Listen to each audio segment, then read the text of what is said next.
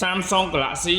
S25 Ultra បងប្អូនឆ្លាញ់ពណ៌ណាបាទមករើសពណ៌នឹងបានវាមាន3ពណ៌ណា25 Ultra 26 Ultra ក៏មានដែរឥឡូវនិយាយអំពី25 Ultra សិនប្រភេទម៉ាស៊ីនក្រុមហ៊ុន slot SIM ដល់បាន2មាន call record មនុស្សអក្សរខ្មែរនិង eSIM បានថែមទៀតហើយបងប្អូននៅតាមបណ្ដាខេត្តដែលមានតម្រូវការណាអាចមកមើលបានសម្រាប់ពណ៌ខ្មៅក៏ស្អាត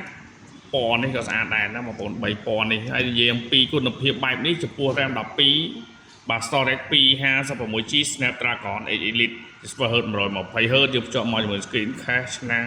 បាទជាមួយនឹងគ្រឿងប្រអប់តែម្ដងបាទជាមួយតម្លៃក៏សមរម្យសម្រាប់បងប្អូនអរនេះបងប្អូនត្រូវការស្អាតណាបាទមកមើលចេះស្ដែង